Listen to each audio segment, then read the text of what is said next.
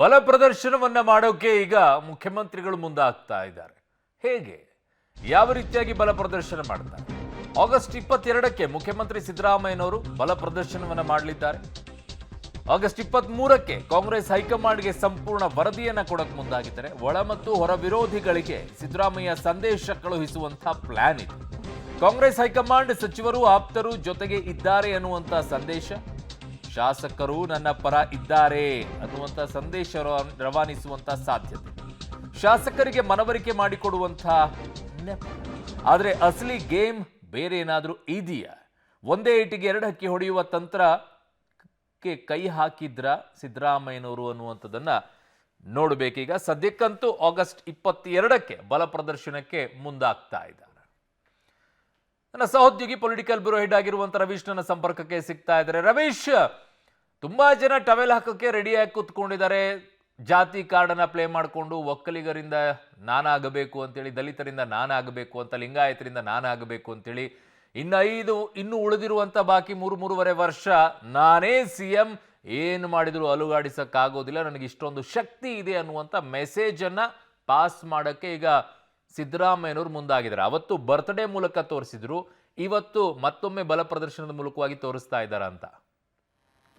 ಅರುಣ್, ಖಂಡಿತವಾಗಿ ಕೂಡ ಕುರ್ಚಿ ಪವರೇ ಅಂಥದ್ದು.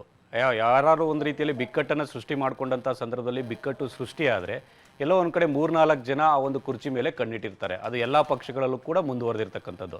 ಆದರೆ ಪ್ರಮುಖವಾಗಿ ಸಚಿವ ಸಂಪುಟ ಸದಸ್ಯರ ಜೊತೆ ಆ ಒಂದು ಪ್ರಕರಣದ ಬಗ್ಗೆ ವಿವರಣೆಯನ್ನು ಕೊಟ್ಟಂಥ CM ಸಿದ್ದರಾಮಯ್ಯ ಅವರು ಅದರಲ್ಲಿ ನನ್ನ ತಪ್ಪಿಲ್ಲ ಅನ್ನೋದನ್ನು ಸಚಿವ ಸಂಪುಟ ಸಹೋದ್ಯೋಗಿಗಳಿಗೆ ಮಾತ್ರ ಹೇಳಿದ್ದಾರೆ. ಆದರೆ ಆ ಒಂದು ಶಾಸಕರುಗಳಿಗೆ ಈ ಒಂದು ಸಂದರ್ಭದಲ್ಲಿ ಮನವರಿಕೆ ಮಾಡಿಕೊಡಬೇಕಾದಂಥ ಅಗತ್ಯತೆಯು ಕೂಡ ಇರತಕ್ಕಂಥದ್ದು. ಯಾಕೆಂದರೆ ಬೇರೆ ಬೇರೆ ರೀತಿಯಲ್ಲೂ ಕೂಡ ಒಂದು ರೀತಿಯಲ್ಲಿ ಮಾತಿಗೆ ಬಂದಂಥ ಸಂದರ್ಭದಲ್ಲಿ ಆ ರೀತಿ ಆಗಿದೆಯೇನೋ ಅನ್ನೋ ಒಂದು ಇದು ಕೂಡ ಸಂಶಯ ಕೂಡ ಮನೆ ಮಾಡಿರುತ್ತೆ. ಹಾಗಾಗಿ ಅದನ್ನು ಕ್ಲಿಯರ್ ಮಾಡುವಂಥ ಪ್ರಯತ್ನಕ್ಕೆ ಸಿದ್ದರಾಮಯ್ಯನವರು ಮುಂದಾಗಿದ್ದಾರೆ.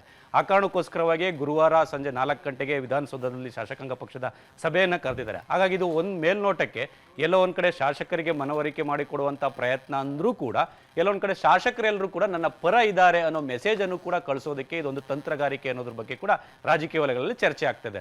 ಅದ್ರ ಜೊತೆಗೆ ಆ ಒಂದು 22ನೇ ತಾರೀಕು ಬಲ ಪ್ರದರ್ಶನ ಆದ ಬಳಿಕ ರಾಜ್ಯ ರಾಜಕಾರಣದ ಬೆಳವಣಿಗೆಗಳು ಮತ್ತು ಶಾಸಕರ ಒಂದು ರೀತಿಯಲ್ಲಿ ಅಭಿಪ್ರಾಯಗಳು, ಸಚಿವರ ಅಭಿಪ್ರಾಯ ಎಲ್ಲವನ್ನೂ ಕೂಡ ಕ್ರೋಢೀಕರಿಸಿ ಹೈಕಮಾಂಡ್ಗೂ ಕೂಡ ಒಂದು ರೀತಿಯಲ್ಲಿ ವರದಿಯನ್ನು ರವಾನೆ ಮಾಡೋದಕ್ಕೆ ಸಿದ್ದರಾಮಯ್ಯನವರು ಮುಂದಾಗಿರ್ತಕ್ಕಂಥದ್ದು.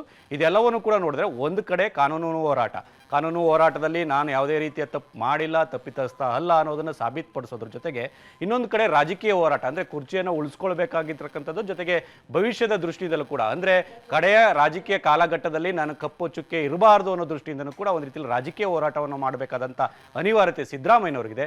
ಆ ಕಾರಣಕ್ಕೋಸ್ಕರವಾಗಿ ಒಂದು ರೀತಿಯಲ್ಲಿ ಇದು ಇಂಡೈರೆಕ್ಟ್ ಆಗಿ ಬಲ ಪ್ರದರ್ಶನ ಅನ್ನೋದು ಕೂಡ ವ್ಯಕ್ತ ಆಗ್ತಾ ಇರ್ತಕ್ಕಂಥದ್ದು. ಅರುಣ್. ಓಕೆ ರವೀಶ್, ನಿಮ್ಮೆಲ್ಲ ಮಾಹಿತಿಗೆ ಧನ್ಯವಾದಗಳು.